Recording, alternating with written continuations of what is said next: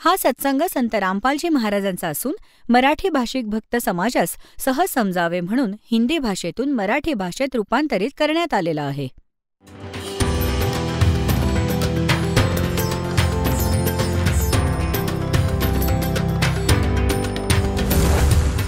और ज्ञान सब ज्ञान डी कबीर ज्ञान सो ज्ञान और जैसे घोड़ा तोब कायम करता चले मैदान. जगद्गुरु तत्वदर्शी संत रामपालजी महाराजांचे अमृत वचन सर्व पवित्र धर्मांच्या व पवित्र शास्त्रांच्या आधारावर. सासरे आहेत, सासू आहे, छोटी मोठी नणंद आहे, धाकटा दीर, या सर्वांचा यथोचित आदर करावा, त्यांचा सत्कार करावा, त्यांचं काम करावं.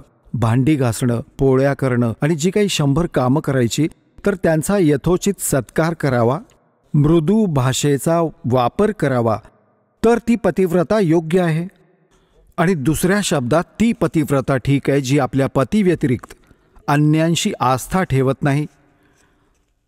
ती पतिव्रता नसून कळलावी आहे, कारण ती सर्व घरात भांडण लावेल. तर म्हणून आम्ही भक्तही तेव्हाच होऊ नि पतिव्रता पदावर तेव्हा चालू जेव्हा आम्ही सर्व जितक्या शक्ती आहेत त्यांचा यथोचित आदर करू. तर ती पतिव्रता पत्नी मुलगी जेव्हा आपल्या सहपरिवारात राहते, जॉईंट फॅमिलीमध्ये, तर तोवर ती इतकं चांगलं वागत असते, सर्वांबरोबर मिसळते, धाकट्या दिराच्या मुलांनाही स्वतःच्या मुलांसारखं समजते, मोठ्या दिराच्या मुलांनाही आपलं मानते. त्यांना असं नाही वाटत की आपण परके आहोत. तर पण तिची जी भावना आहे ती मनातून ती आपल्या पतीसाठी असते. आणि ही गोष्ट तिच्या तेव्हा लक्षात येईल जेव्हा ते डिव्हाइड होतील, जेव्हा भिन्न भिन्न होतील भाऊ, तेव्हा लक्षात येईल तिची आस्था कशात होती. आपल्या हिश्श्याच्या सर्व वाट्या, पेले, चमचेही उचलून आपल्या घरी नेऊन ठेवेल, एक चमचाही सोडणार नाही दुसऱ्यासाठी, आणि आपल्या पतीबरोबर निघून जाईल. तर त्यावेळी त्या पतिव्रतेचं माहीत झालं की ती पूजा कोणाची करत होती. तर त्याच प्रकारे इथे एक सहपरिवार आहे आपला. हे ब्रह्मा, विष्णू, महेश हे देव आहेत आणि इथले अधिकारी आहेत. हे एक विभागीय मिनिस्टर आहेत. या एका ब्रह्मांडामध्ये ब्रह्माजी रजोगुण विभागाचे, विष्णूजी सत्वगुण विभागाचे आणि शंकरजी तमोगुण विभागाचे. आणि अन्य जे देव आहेत जसं की गणेशजी आहेत, दुर्गाजी आहेत, यांचाही आपल्या या अध्यात्म मार्गात खूप सहयोग आहे. आता यांचं जसं आपण आपल्या सतलोकात जायचं आहे, स्वलोकात जायचं आहे, जसं आपण परदेशी गेलो आहे आणि आपल्याला आपल्या देशात यायचं आहे आणि तिथे आपण असा काही बिझनेस व्यापार करत होतो, काही कारणाने आपलं तिथे नुकसान झालं, विजेचं कनेक्शन कापलं गेलं, टेलिफोन सुविधा बंद झाली, गॅस बंद झाला, तर आपण कंगाल झालो. या सर्व सुविधा समाप्त झाल्या, आपण महादुःखी झालो. आणि तिथून तुम्ही निघू नाही शकत जोवर त्यांचं सगळं कर्ज क्लिअर करत नाही, येऊ देणार नाही तुम्हाला, नो ड्यूज सर्टिफिकेट मिळणार नाही. आणि तिथे कोणी तुम्हाला असा दयाळू समर्थ मिळाला, तुम्हाला म्हणाला की तुमचं कनेक्शन पुन्हा सुरू करून देतो तुमच्या गॅरंटीने, आणि तुम्ही नव्याने मेहनत करा, प्रामाणिकपणे मजुरी करा आणि यांचे टॅक्स भरत राहा, विजेचं बिल भरायला सुरुवात करा, टेलिफोनचं कनेक्शन करवून देतो आणि मेहनत मजुरी करून आपलं बिल भरायला सुरुवात करा. त्या सुविधा सुरू होऊन जातील आणि पुन्हा तो धनी होऊन आणि सर्व कर्जातून मुक्त होऊन आणि शिल्लक राहिलेलं धन घेऊन स्वदेशी येऊ शकतो. अगदी याच प्रकारे आपण या काळाच्या लोकात खूप मोठी पुंजी घेऊन आलो होतो. आपण खूप मोठ्या सावकाराची मुलं होतो, मुली होतो सतलोकामध्ये. आपण आपल्या चुकीमुळे आपल्या पुंजीसकट आपल्या पुण्यांसमवेत त्यांच्यासोबत आलो. हा एक खूप छळणारा, छळवादी असा इथला मालक आहे.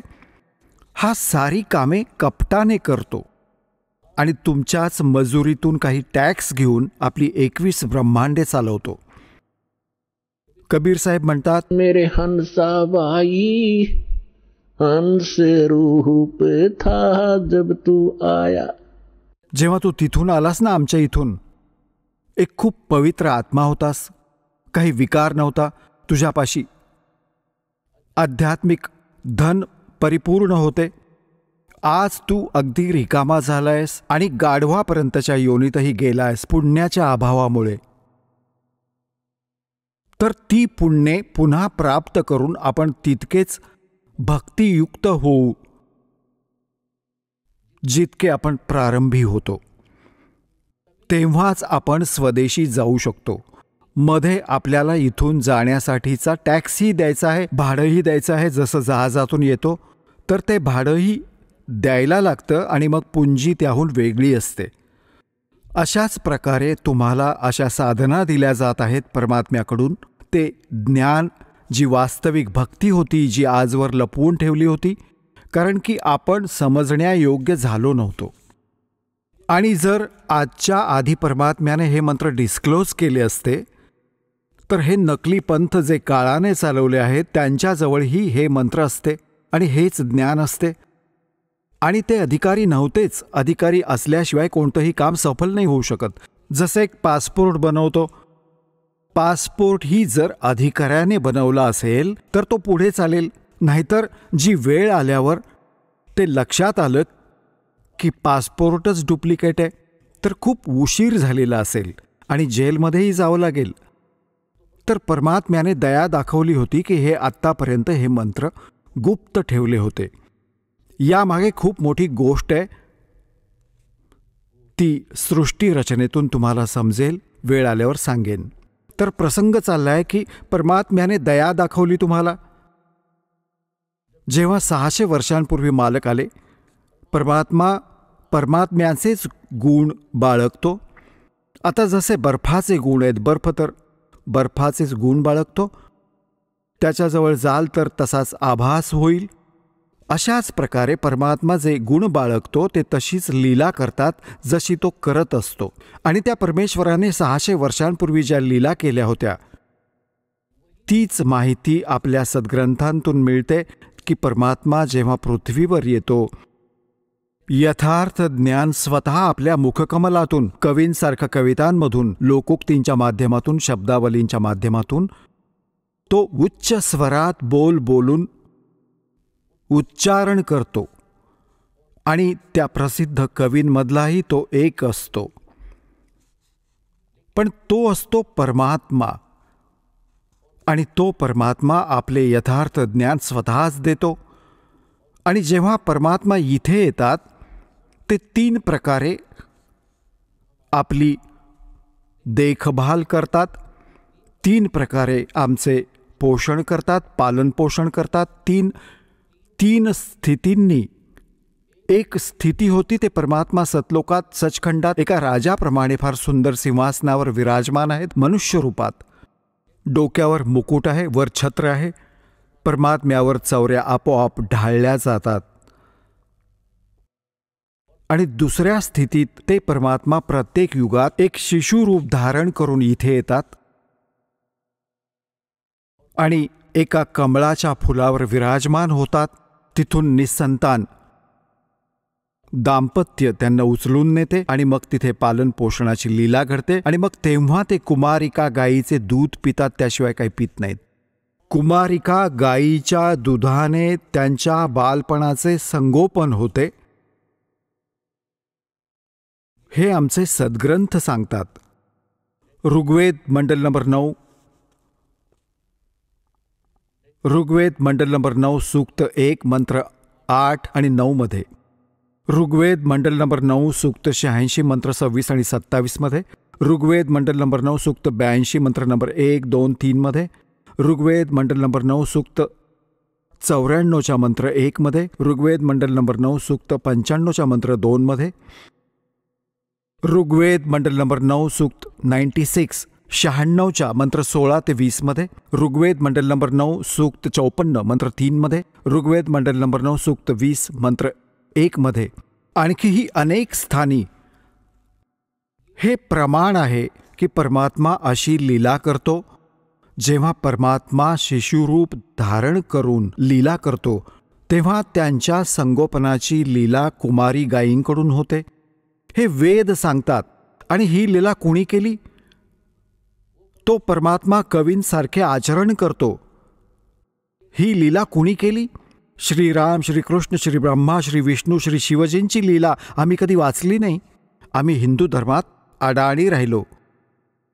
आणि परमेश्वराच्या लीलेत 600 वर्षांपूर्वी मालक आले होते. त्यांनी कबीर भगवान यांनी ही लीला केली होती. मग हु इज गॉड?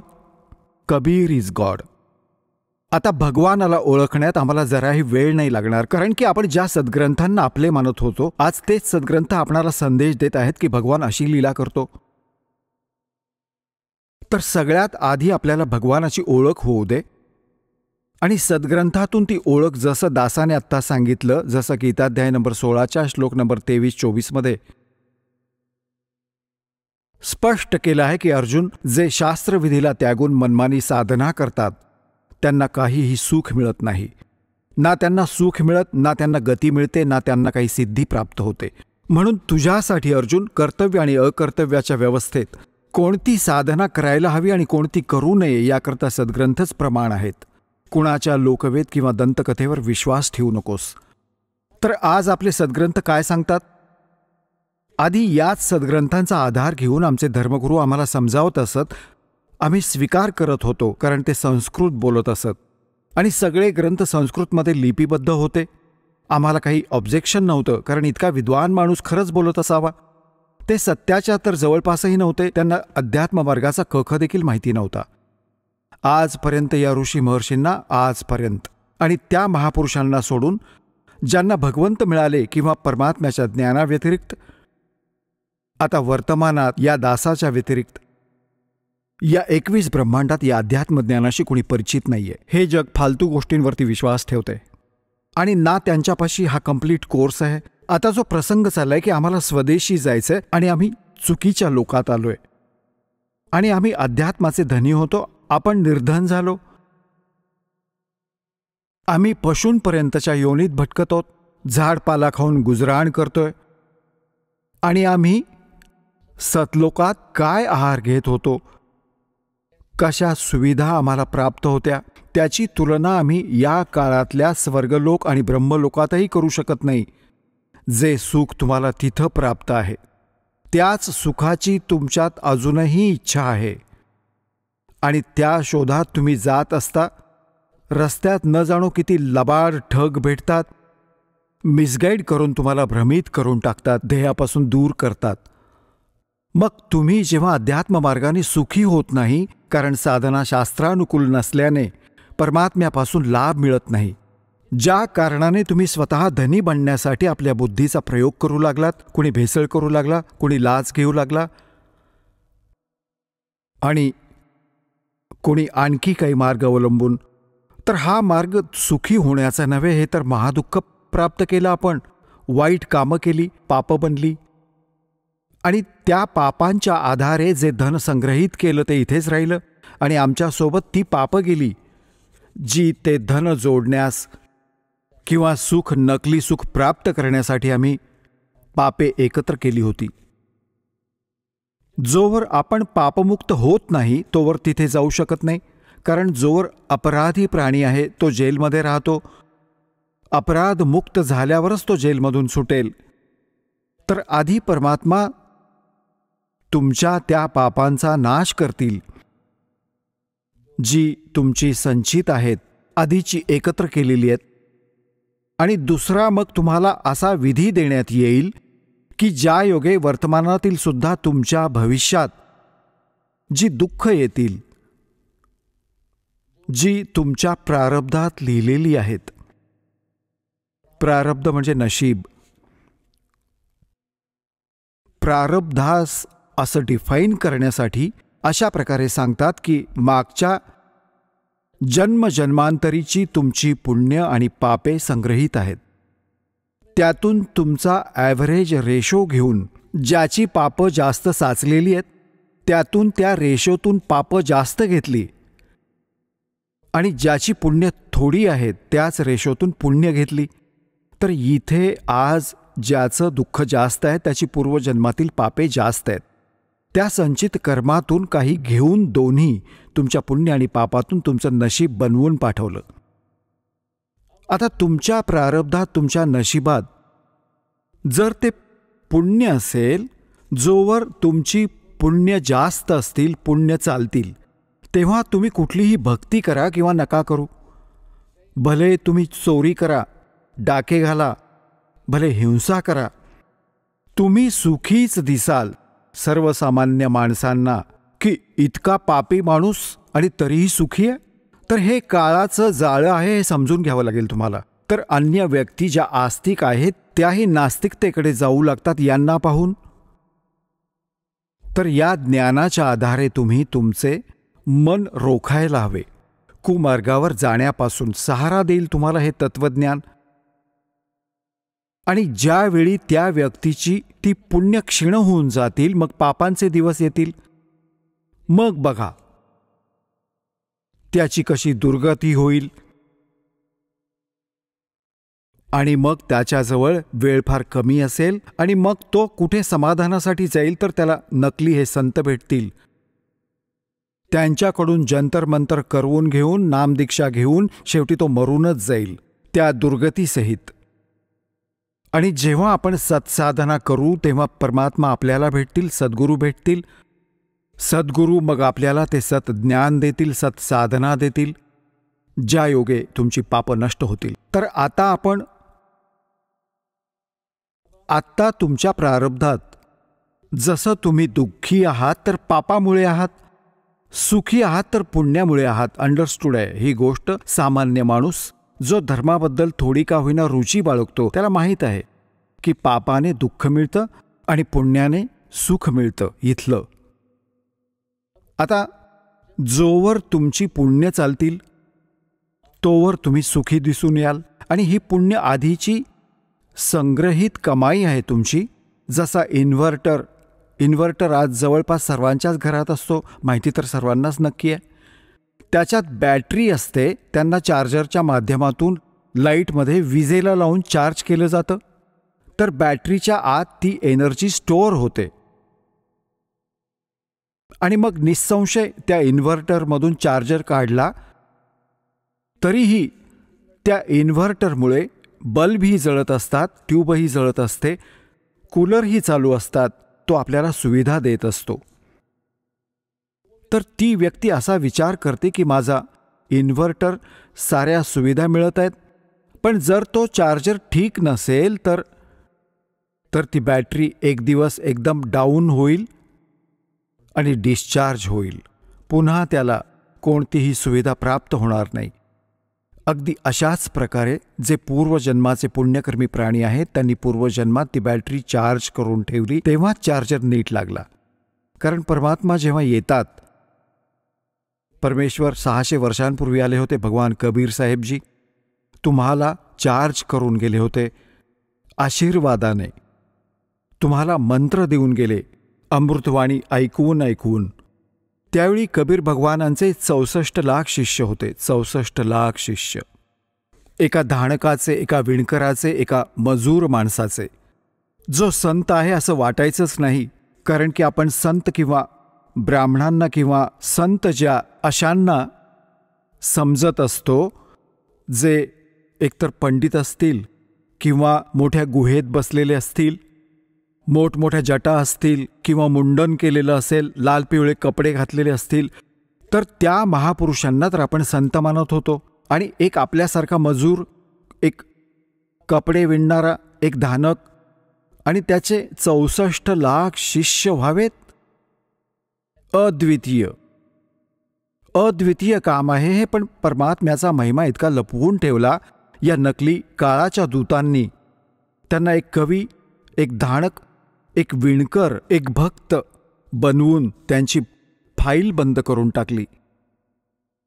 आता त्या हिऱ्याचं गाठोडं दासाने उघडलं आणि तुम्हाला ओळख सांगितली, हिरा हा असा असतो, इतकी याची किंमत आहे. आता कोण मागे राहील त्या हिऱ्याला प्राप्त करण्यात? पळत सुटतील, शर्यत लागेल, काही दिवसांनी बघाल तुम्ही. सगळं विश्व प्राप्त करेल. सर्वांना गरज आहे या भगवानाची. भटकत आहेत, दुःख प्राप्त करत आहेत, भक्तीही करत आहेत. तर 64 लाख शिष्य झाले होते तेव्हा परमात्म्याने आपल्या आशीर्वादाने आपली वाणी ऐकवत ऐकवत प्रथम मंत्र दिला बस. ते शेष 2 मंत्र नव्हते दिले परमात्म्याने. तत् आणि सत ते गुप्त ठेवायचे होते. सतनाम नाही दिले भगवानांनी. का नाही दिलं? कारण की त्यावेळेस तुम्ही परमात्म्याला ओळखण्यायोग्य नव्हतात. आणि परमात्म्यांनी त्यावेळी असं म्हटलं होतं कबीर साहेबांनी की 5500 वर्ष जेव्हा कलियुग संपेल धर्मदास, तेव्हा मी पुन्हा येईन. आणि जितके सर्व नकली पंथ आहेत किंवा आपण जितक्या मानव धर्मात विभागलो गेलो आहोत, यांना असं ज्ञान देईन, हे ऑटोमॅटिकली एक होऊन जातील. आधी एक होते, एकापासून अनेक झाले. आता या ज्ञानाने हे पुन्हा एक होतील आणि पूर्ण विश्वच ही भक्ती करेल आणि सर्वांचं कल्याण होईल जे मर्यादेत राहतील.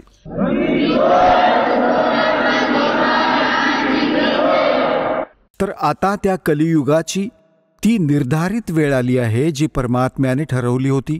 ती निर्धारित वेळ आता आली आहे आणि त्यासाठी परमात्म्याने हे यथार्थ ज्ञान आणि हे सर्व नाम तुमच्या समोर ठेवण्याचा आदेश दासाला दिलाय. तर त्यावेळी परमेश्वराने तुमची बॅटरी चार्ज केली होती आणि ती बॅटरी चार्ज करून अजूनपर्यंत त्याच चार्जवर तुम्हाला मनुष्य जीवन प्राप्त होत आलेले आहेत. परमात्म्याच्या विधानात आहे की 2 प्रकारे मानव शरीर प्राप्त होते. एकतर मागील भक्तीच्या कमाईवर कंटिन्यू तुम्हाला 10, 20, 50, 100 मनुष्य जन्मही मिळू शकतात, त्यापेक्षा अधिकही असू शकतात. ते तुमच्या संग्रहित त्या बॅटरी चार्जवर अवलंबून आहे की कुणी किती करून ठेवली आहे. पण या मनुष्य जीवनामध्ये जर सद्भक्ती किंवा पुन्हा जर चार्जर लागला नाही तर मग काही लाभ होणार नाही. मग 84 लाख योनींचा तुम्हाला दंड भोगावा लागेल. आता दुसऱ्या प्रकारचा जो जन्म असतो तो होतो टर्न वाईज. एका नंबराच्या आधारे तुम्हाला परमात्म्याने एक विधान करून ठेवले होते की एक मानवी शरीर प्रत्येक जीवास अवश्य प्राप्त होईल. 84 लाख प्रकारची कुत्री, गाढवे, डुक्कर यांची योनी भोगून आणि मग एक मानव शरीर त्या प्राण्याला नक्कीच प्राप्त होईल. तर काही असे मानव शरीर प्राप्त प्राणी आहेत ज्यांना टर्न वाईज मानव शरीर प्राप्त झाले आणि एक ते आहेत जे मागील बॅटरी चार्ज होती, त्या मागील संस्कारांनी मनुष्य जीवन कंटिन्यू होत आहे तुमचे. तर ज्यांनी मागील जन्मातच मनुष्यापासून मनुष्य जीवन प्राप्त केले आहे, आज त्यांच्यामध्ये भक्तीची ओढ जशीच्या तशी आहे आणि तेच पुण्यात्मे भटकत आहेत भगवानासाठी. तर परमात्म्याच्या ओढीने तेच चालतात कारण की त्यांच्यात ती ओढ तशीच राहते, त्याचा विसर नाही पडत त्यांना. तर कुणी बालपणीच काही ना काही व्रत ठेवायला लागतात, परंपरागत साधना करतात. मग जसा पण कोणी अगदी चालता फिरता कोणी मार्गदर्शक मिळाला तरी त्यांचा स्वीकार करतात. मग संतांकडे जातात, ऐकतात की गुरुविण मोक्ष नाही मिळत.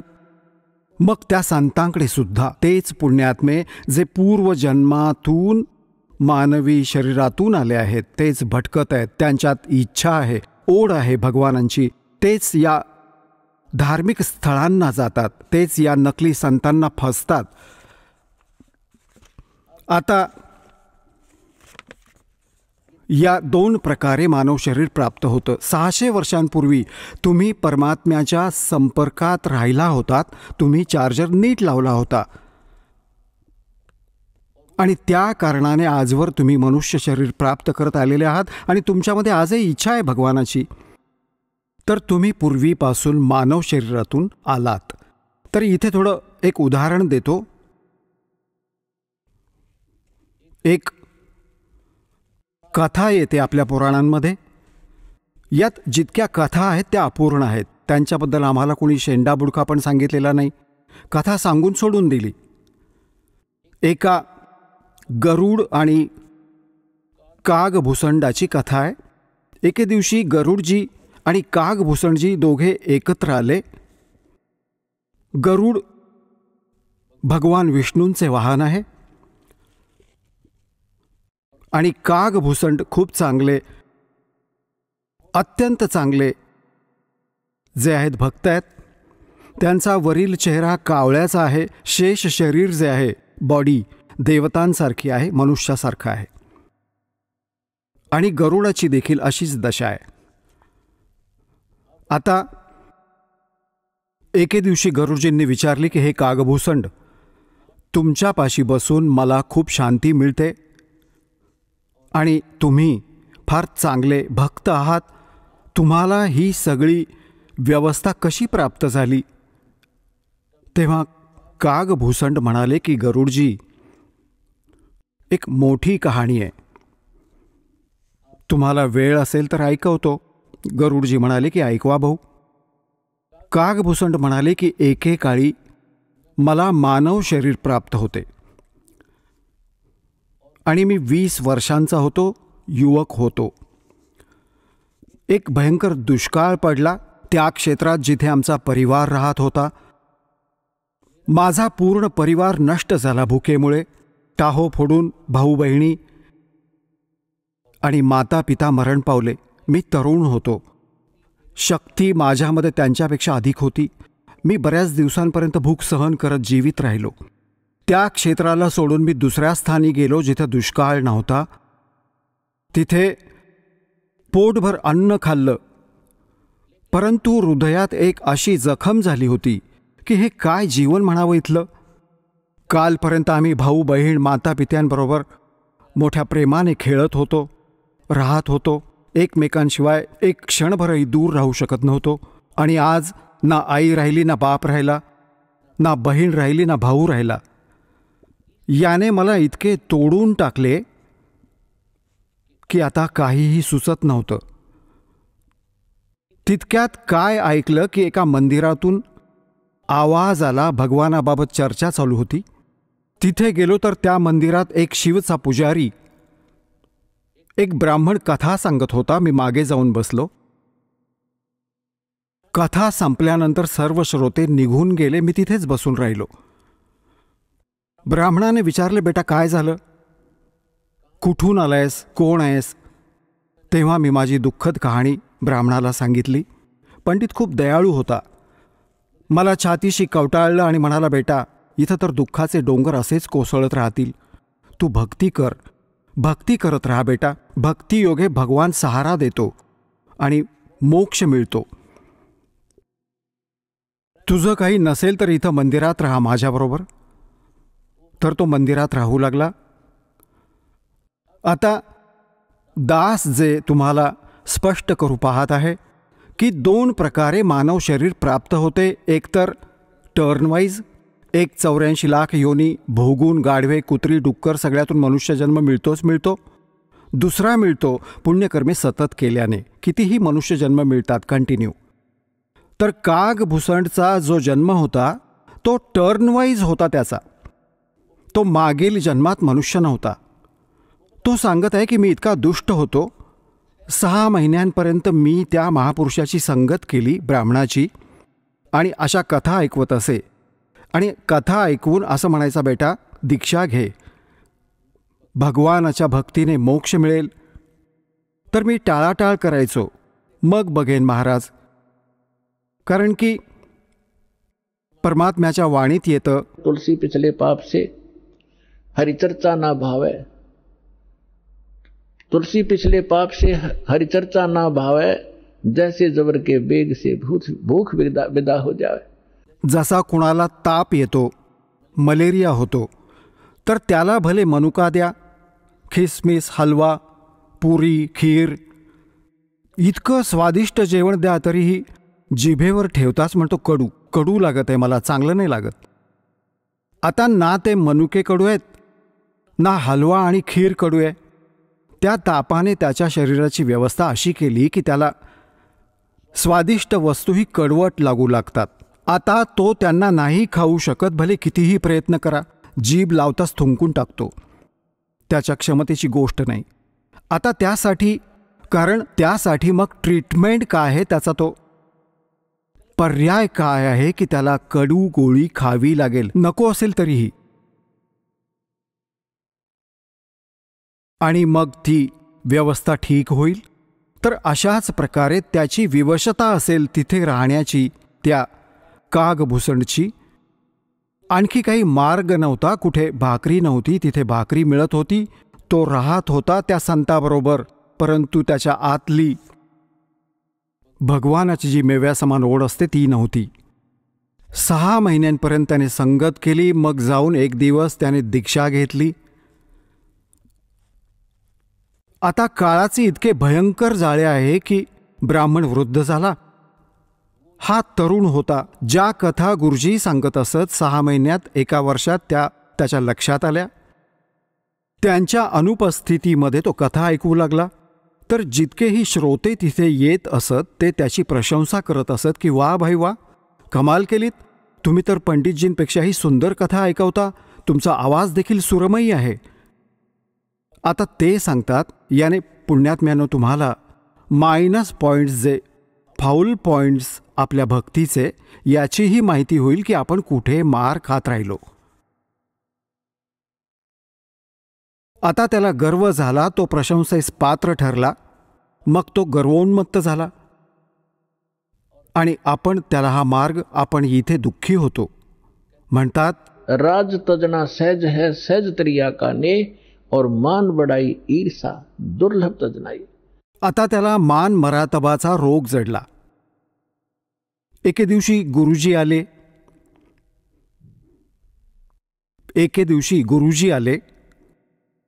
आपला पूजा पाठ करण्यासाठी आपल्या घरून येत असत. त्याला मंदिराचा इन्चार्ज बनवले होते. आणि तो बसला होता आपल्या प्रशंसकांच्या जवळ. 20-30 भक्त बसले होते. भक्त भगिनी बसल्या होत्या. तो चर्चा ऐकवत होता. गुरुजी आले आणि ते जे भक्त होते ते सर्व त्याचे प्रशंसक होते. तर त्याने त्या दिवशी उठून गुरुजींना मान नाही दिला. बसल्या बसल्याच पाहिले. आणि मनात हे होतं की जर मी उभा राहिलो तर माझा अपमान नको व्हायला श्रोत्यांच्या समोर. त्याच्यात हा दोष होता.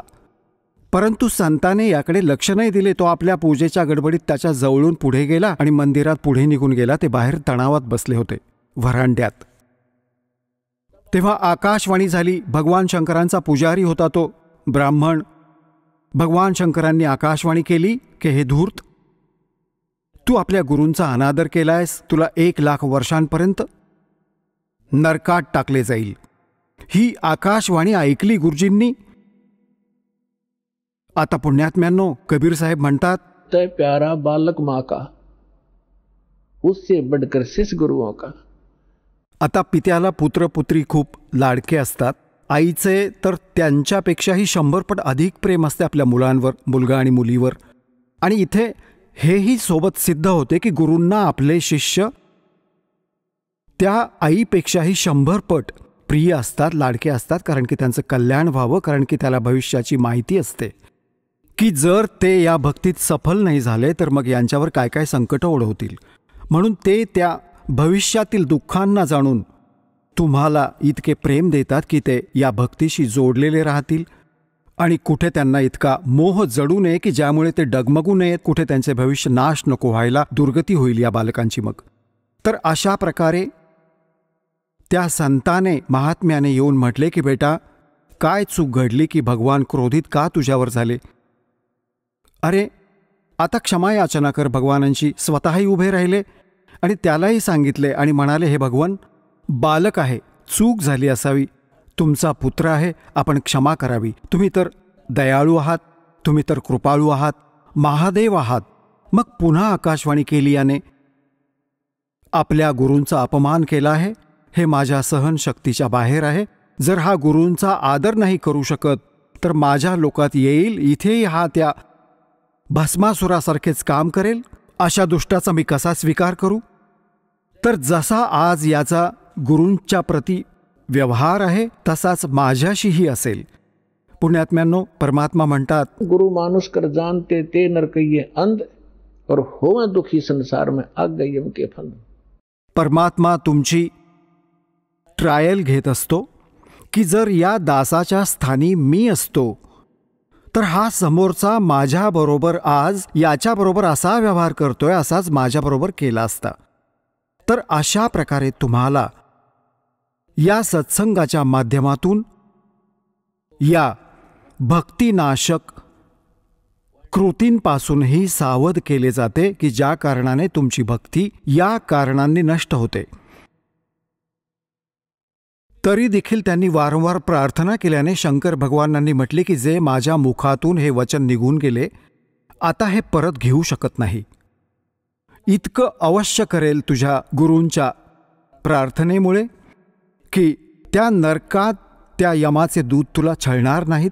राहावं लागेल 1,00,000 वर्ष त्या नरकात, त्याबाबत मी काही करू शकत नाही. आता इथे परमात्मा म्हणतात, मासा घटे ना तिलबध है विद ना लिखे जो लेख और सच्चा सतगुरु मेट कर ऊपर मारते मेघ. तर हे भगवान केवळ इतकंच करू शकतात, यापेक्षा कमी किंवा अधिक करू शकत नाहीत, जे त्यांच्या कुठल्याही 3 तापांच्यामुळे किंवा प्रारब्धामुळे जी ही सुख किंवा दुःख आहेत तितकेच मिळेल. आता जसे कोणा मंत्र्याचा मित्र आहे कोणी आणि त्याला शिक्षा होते, तर तो मंत्री त्या शिक्षेतून मुक्त नाही करू शकत. त्याला जेलमध्ये तर राहावंच लागेल. पण त्या मंत्र्याच्या प्रभावामुळे तेथील जेलर आणि कर्मचारी त्याला जास्त त्रास नाही देणार. हे अंडरस्टूड आहे, पण राहावं लागेल जेलमध्येच. अशा प्रकारे कागभूषण सांगत आहे की मी असा नालायक होतो की त्याच्या आधी आज मला जो मागचा इतिहास दिसतो, कारण की मी भक्तीमध्ये आहे. मी असंख्य जन्म घालवले होते, जे टर्नवाईज मला असंख्य जन्म मनुष्याचे मिळाले, पण भक्ती मात्र मी कोणत्याही जन्मात बीज नाही पेरलं भक्तीचं. आणि त्या जन्मात माझ्यात भक्तीचं बीज पेरलं गेलं आणि ते बीज रुजवण्याचं, भक्तीचं बीज पडण्याचं कारण माझ्या कुटुंबाचा नाश व्हायचा होता. जर तो परिवार नाश न पावता, तो परिवारच काय त्या क्षेत्राचाच नाश झाला होता, तर ते माझ्यासाठी वरदान सिद्ध झालं. आज मला जाणवतंय ते दुःख नसतं तर मी त्या जन्मातही कधीही भक्ती केली नसती, इतका नीच होतो. आता कागभूषण म्हणतात, त्यानंतर माझा 1,00,000 वर्षांनंतर माझा पुनर्जन्म झाला. भक्तीची ओढ माझ्यामध्ये तरी देखील राहिली.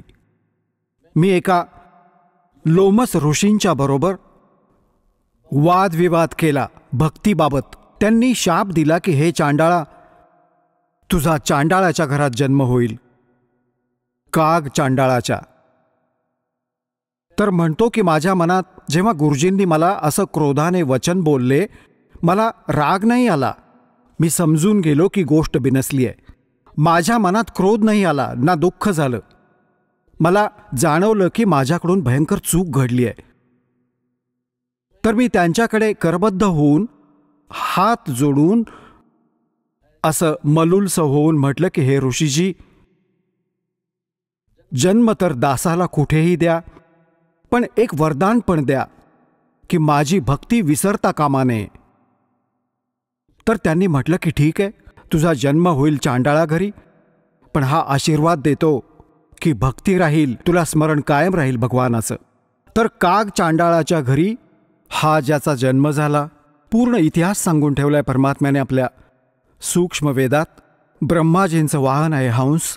त्यांच्या हंसिनीला ब्रह्माजींची पत्नी सावित्री तिला गर्भधारणा करण्यासाठी काग चांडाळाच्या घरी घेऊन गेली.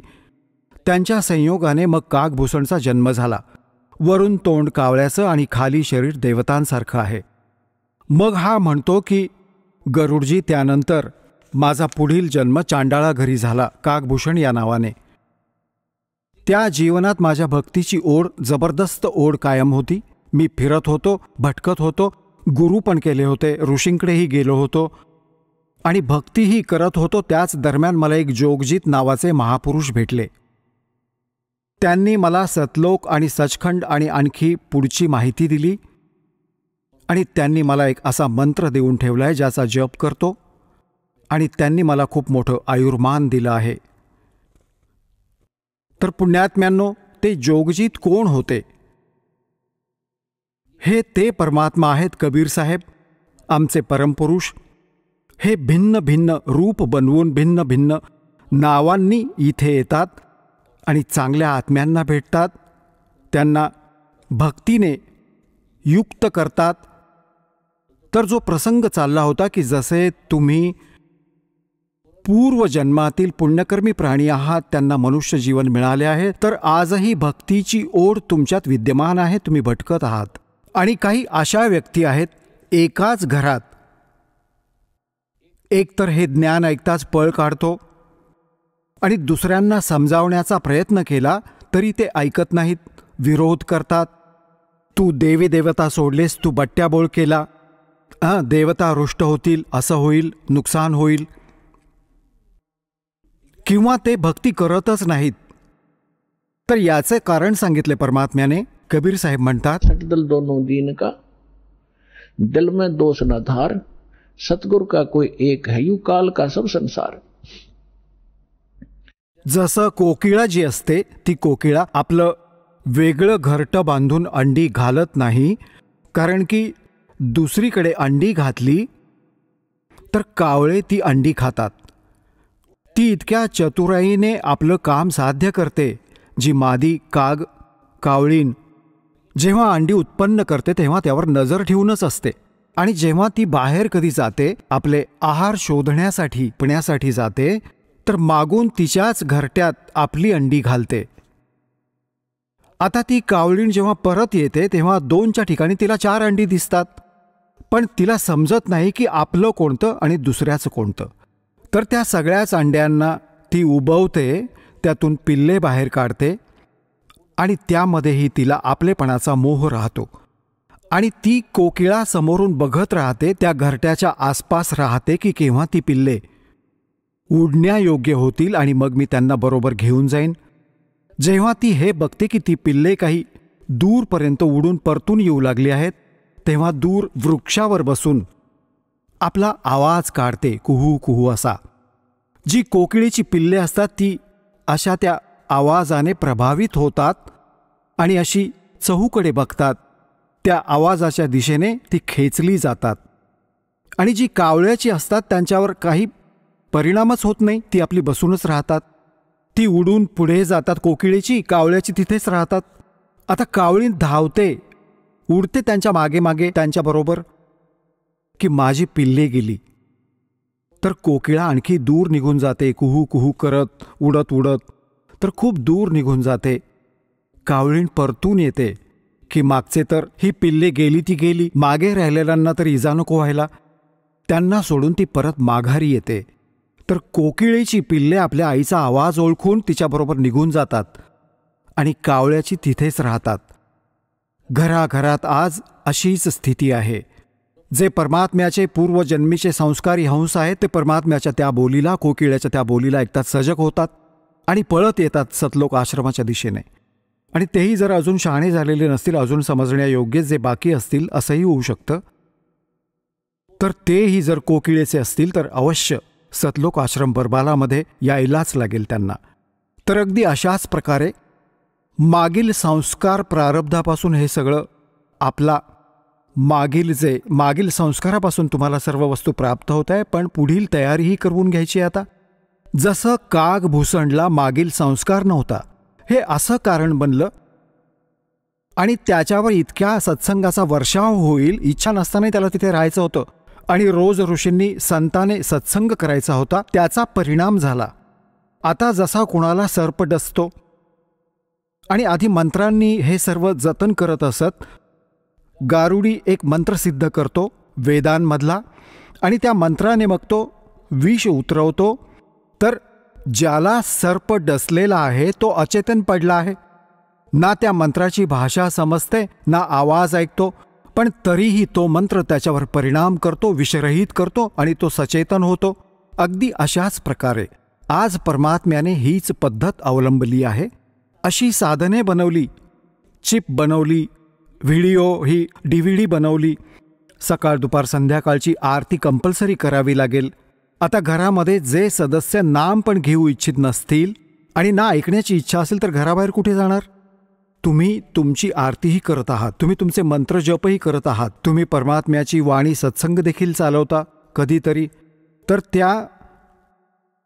त्यांच्यावर त्या कागभूषणसारखा एक दिवस परिणाम होणारच, आणि तेही या रामनामाचा प्रभाव त्यांच्यावरही होईल एक दिवस, आणि हे सर्व पार करतील, कारण की हे भगवानाचे वचन आहे. तर ही पद्धत अवलंबली परमात्म्याने. परमात्मा आणि काळाची एकदा परमेश्वराने सांगितले की आमची काळाबरोबर वार्ता झाली होती. त्याने मला चापलुसी करून वचनबद्ध केले होते की 3 युगात जीव, जेव्हा परमात्म्याने सांगितले होते की मी खालील लोकात जाऊन तुझी वास्तविकता सांगेल सर्व प्राण्यांना, की तू भगवान नाहीयेस, तू काळ आहेस, यांना खातोस, यासाठी तू यांना जन्माला घालतोस आणि मारतोस, जन्म देतोस आणि मारतोस. खरा भगवान कुणी वेगळा आहे, तिथं जाण्याची पद्धत मी सांगेन, असा गुप्त मंत्र मी घेऊन आलोय. तेव्हा काळाने पाय धरले, खूप जास्त जी आहे प्रार्थना केली, परमात्म्याने स्वीकारली. याने म्हटले की भगवान 3 युगात जीव नका घेऊन जाऊ, कमी घेऊन जा थोडे थोडे, आणि 4थ्या युगात कलियुगात कितीही जीव घेऊन जा, इतकी दया माझ्यावर करा. परमात्म्यास देखील माहीत होते की सतयुग, त्रेता, द्वापार युगात हे जीव जास्त दुःखी होत नाहीत, आणि यांची पूर्वजन्माची बॅटरी चार्ज असते, त्यामुळेच हे सुखी असतात, आणि हे विचार करतात की आम्ही राम आणि कृष्णाची भक्ती करतोय, कदाचित त्यामुळेच सुखी आहोत. म्हणूनच माझ्या ज्ञानास स्वीकार करू शकणार नाही, परमेश्वराला माहीत होते. म्हणून मालकांनी परमात्म्याने म्हटलं होतं की बाबा ठीक आहे, 4था युग जब कलयुग आई तब हम अपना अंश पठाई और काल फंद छूटे नरलोई सकल सृष्टि परवानिक होई. परमात्म्याने म्हटलं होतं जेव्हा कलियुगात मी आपला दास पाठवेन, आणि मग काळाची ही सर्व बंधने सुटतील, आणि मग सर्व विश्व, मानव शरीरधारी प्राणी आणि सोबत जे मनुष्य, जे पशुपक्षी आहेत, ते देखील मनुष्य शरीर धारण करतील, आणि ते सर्व परमात्म्याचे नाम घेतील.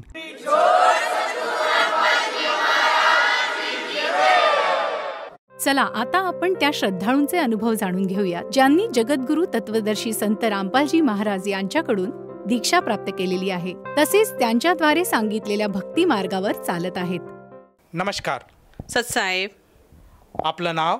माझं नाव हरजिंदर सोनावणे. आपण कुठून आलात? जी मी अंबरनाथमधून, जिल्हा ठाणा, महाराष्ट्रामधून आले. आपला व्यवसाय काय आहे? मी एक सेल्स मॅनेजर आहे एका कंपनीमध्ये. संत रामपालजी महाराजांची गुरुदीक्षा आपण कधी घेतली?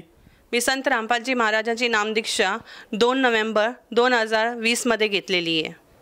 संत रामपालजी महाराजांची गुरुदीक्षा घेण्या अगोदर आपण व आपला परिवार कोणती भक्ती साधना करत होतात? मी लग्नाच्या अगोदर गुरुग्रंथ साहेबांना मानत होती. मग लग्नाच्या नंतर मी महाराष्ट्रीयन सांगते, लग्न केल्यानंतर आमच्या घरी तुळजाभवानी देवीचे टाट होतं आणि काळूबाईची मूर्ती होते. गणपतीजींना मी 10 दिवस स्थापना करत होतो त्यांची गणेश फेस्टिवलमध्ये, आणि ह्या पूजा आम्ही करत होते. जसं तुम्ही सांगत आहात की भारतामध्ये जी काही पारंपरिक भक्ती साधना आहे, त्याचप्रमाणे महाराष्ट्रामध्ये जी देवीदेवतांची पूजा करायची साधना आहेत, त्याचप्रमाणे व्रतवैकल्य करत होतात आपण. तर हे असं चालू असताना आपल्याला संत रामपालजी महाराजांच्या ज्ञानाबद्दल माहिती कशी मिळाली आणि आपण त्यांच्या शरणात कसे आलात? आमचे शेजारी आमचे एक भगत राहत होते. संत रामपालजी महाराजांची नामदीक्षा त्यांनी घेतलेले होते. हे लॉकडाऊन चालू होतं तेव्हा त्या टायमाला त्यांनी आम्हाला पुस्तक दिली होती ज्ञानगंगा वाचायसाठी. आम्ही ते पुस्तक वाचली. नंतर माझे दीर जे पुण्याला राहतात ते मुंबईला शिफ्ट झाले होते लॉकडाऊनमुळे. मग त्यांनी ते वारकरी समाजमध्ये होते, तर त्यांनी माझे भगतजी संगती मिळून ते भगतजींच्या घरी गेले. तिथे त्या दोघांमध्ये ज्ञानचर्चा झाली.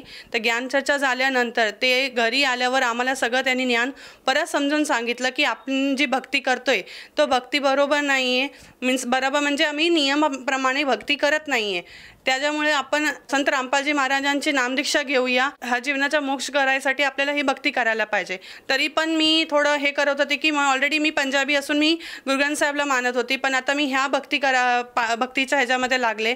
पण नंतर ज्या दिवशी मी नाही बोलले त्यांना की मी नाही घेणार आहे, तर रात्री झोपताना असं रात्री झोपले आणि झोपेमध्ये मग साक्षात संत रामपालजी महाराज माझ्या सपन्यात आले आणि त्यांनी सांगितलं की बाळा तू कशाला घाबरतीये, तुझ्या संगती मी हमेशा आहे आणि तुझा वडील म्हणून आहे, पण तू नामदीक्षा घे आणि स्वतःचा मोक्ष कर ह्या जीवनातून.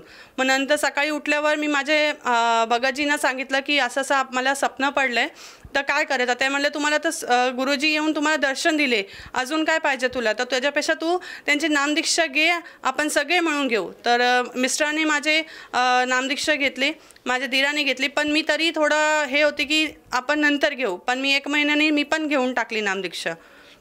जसं तुम्ही सांगत आहात की संत रामपालजी महाराजांचं लिखित ज्ञानगंगा हा ग्रंथ आपण आपल्या परिवाराने त्याचं अध्ययन केलं, त्याचं वाचन केलं आणि त्यातून तुम्हाला कळालं की आपण संत रामपालजी महाराजांचं ज्ञान घ्यायला हरकत नाही. मला हे विचारायचं आहे की संत रामपालजी महाराज आजच्या घडीला त्यांच्या पुस्तकातून, त्यांच्या सत्संगातून समाजाला एक काय ज्ञान देत आहेत की जे ऐकून, जे बघून समाज आज त्यांच्याकडे वळत आहेत आणि त्यांच्याकडनं ज्ञानदीक्षा, गुरुमंत्र घेऊन आपल्या जीवनाचं कल्याण करत आहेत. जी ज्ञानगंगा पुस्तक आहे भगतजी, त्याच्यामध्ये लिहिलेलं आहे पूर्ण शास्त्राप्रमाणे ती विधी दिलेली आहे. भक्ती जी आपण करतोय, सध्या आपण जी भक्ती करतोय तो भक्ती आपली अधुरी आहे. भगवद्गीतामध्ये उपास करणं हे लिहिलंच नाही आहे, पण तरी आपण उपास करतो. जसं आम्ही तुम्हाला सांगितलं की आम्ही तुळजा भवानीचा टाट होतं, काळूबाईची मूर्ती होती, आम्ही पण हे सगळं मंगळवारचा उपास धरा, गुरुवारचा उपास धरा, शनिवारचा उपास, हे सगळे उपास आम्ही पण केले, पण ह्याचा काही लाभ आम्हाला होत नव्हता. इव्हन आम्ही काळूबाई देवीला बोकड सुद्धा करायचो, म्हणजे बलिदान द्यायचं बोकडाचं, का की आमच्या घरी आम्हाला मूल होईल, त्याच्यामुळे आम्हाला कोणी सांगितलं तुम्ही परड्या भरा, तुम्ही सवासणी करा, हे सगळं आम्ही करून ठेवलंय की असं नाही की नाही केलं, पण तरी आम्हाला सुख नव्हतं जीवनात, किंवा आम्हाला जे आम्हाला पाहिजे, आमच्या घरात मूल नव्हतं, मग आम्हाला मूलसुद्धा नव्हतं. पण हे ज्ञान समजल्यावर आम्हाला कळलं की जी भक्ती आपण करतोय तर सगळं बरोबर नाही आहे, किंवा कुठेही लिहिलं नाही आहे की देवाला आपल्याला बलिदान द्यायचं आहे. कुठेही भगवद्गीतामध्ये म्हणा किंवा आपल्या 4 वेदामध्ये म्हणा कशामध्ये पण लिहिलं नाही आहे. म्हणून आम्ही जे ज्ञान आता ज्ञानगंगामध्ये वाचलंय त्याप्रमाणे आता आम्ही भक्ती करतोय बघाजी. जसं तुम्ही सांगत आहात की संत रामपालजी महाराजांचं ज्ञान आपल्याला पूर्णपणे पटलं होतं, त्यांनी जे दाखले दिले, त्यांनी जे पुरावे दिले वेदांमध्ये, गीतामध्ये, ते ज्ञान आपल्याला पटलं आणि त्याच्यावर खात्री आपली झाली, म्हणूनच आपण त्यांच्याकडनं गुरुदीक्षा घेतली. मला हे विचारायचं आहे की जेव्हा आपण संत रामपालजी महाराजांची गुरुदीक्षा घेतली आणि त्यांच्याप्रमाणे आपण भक्तिविधी चालू केली, त्यानंतर आपल्याला व आपल्या परिवाराला काय काय लाभ प्राप्त झालेत? जी सगळ्यात पहिला लाभ आमच्या घरी आमच्या सासूबाईंना झालं. त्यांना 15 वर्ष त्यांना बीपीची गोळी चालू होती. एक दिवस जरी गोळी नाही खाल्ली तर त्यांना अंग दुखणं किंवा अंग स्वेलिंग येणं, डोकं दुखणं, चक्कर येणं, हे सगळं होत होतं. नामदीक्षा घेतल्यावर 15व्या किंवा 16व्या दिवशी ते विसरले 2-3 दिवस गोळी खायचं आणि गोळी न खाता सुद्धा त्यांना काही त्रास होत नव्हतं. मग हे सगळ्यांसाठी आमच्यासाठी एकदम चमत्कार झाला की ज्या दिवशी एक दिवस जरी तुम्ही गोळी नाही खाल्ली किंवा सकाळची गोळी तुम्ही नाही खाल्ली तर संध्याकाळी तुम्हाला त्रास होतो. आज 4 दिवस झाले तुम्ही गोळी नाही खाली. फक्त हे गुरुजींनी दिलेले भक्ती जी आम्हाला सांगितली त्या केल्याप्रमाणे हे सगळं घडलंय. तर ही आमचा पहिला लाभ होता. दुसरा लाभ, मला 12 वर्ष झाले मला मूल नव्हतं होत, आणि मी किती कमी 7 ते 8 गायनोलॉजिस्ट केलेले होते. पण नामदीक्षा घेतल्यानंतर 1 महिन्यानी मला कलिगने आम्हाला सांगितलं की तुम्ही असं गायनोलॉजिस्ट तिकडे जावा. आम्ही तिकडे गेलो तर गायनोलॉजिस्टने डायरेक्ट आम्हाला सांगितलं की तुमच्या युट्रसमध्ये फायब्रॉइडची गाठी आहे, जे कमी अर्धा किलोच्या वर आहे, आणि त्याच्या ऑपरेशनसाठी आम्हाला त्यांनी सांगितलं कमी खर्च जी येईल तुमचा 2.5 लाख रुपये.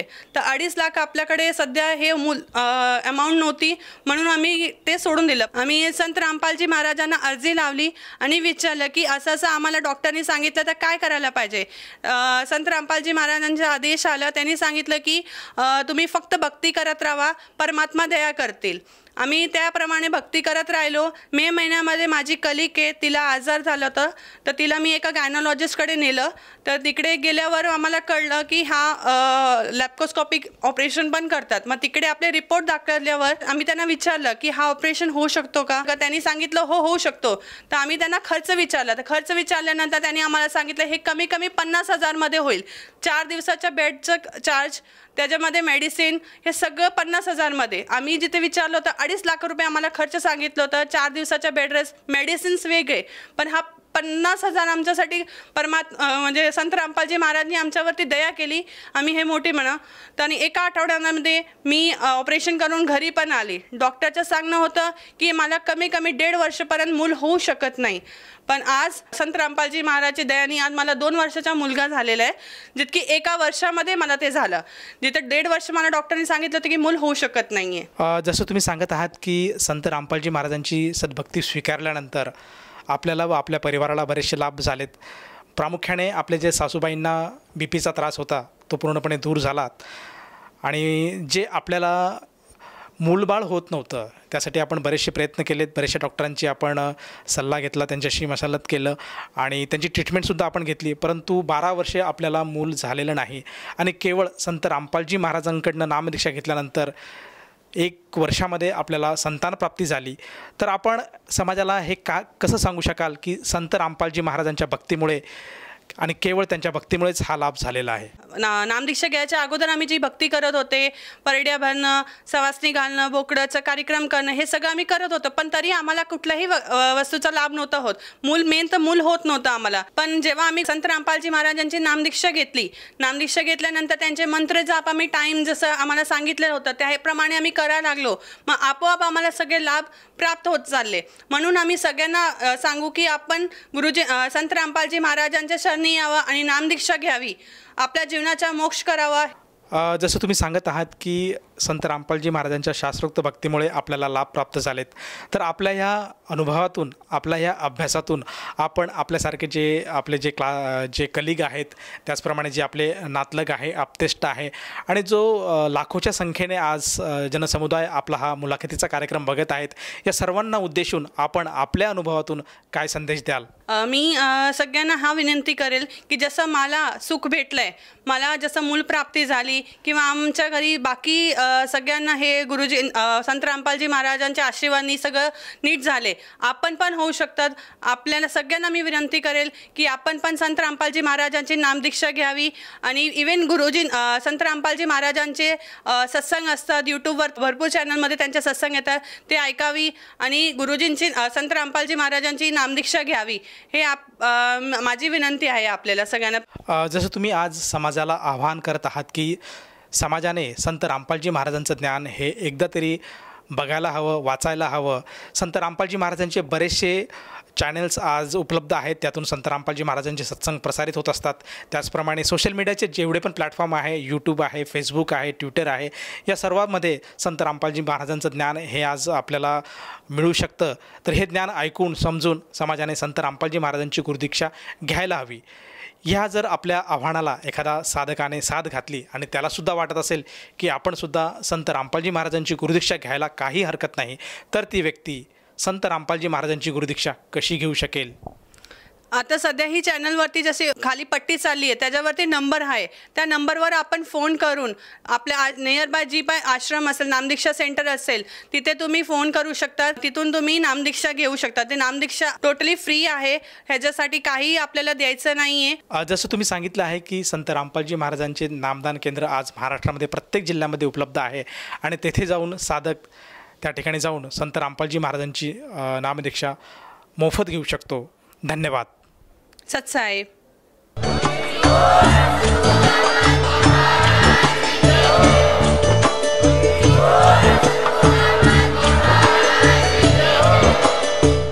आपण ऐकत होता जगद्गुरु तत्वदर्शी संत रामपालजी महाराज यांचे मंगल प्रवचन, ज्यांच्या शुभ आशीर्वादाने संपूर्ण विश्वामध्ये 500 पेक्षा जास्त नामदीक्षा केंद्र आहेत, जिथे निशुल्क नामदीक्षा दिली जाते.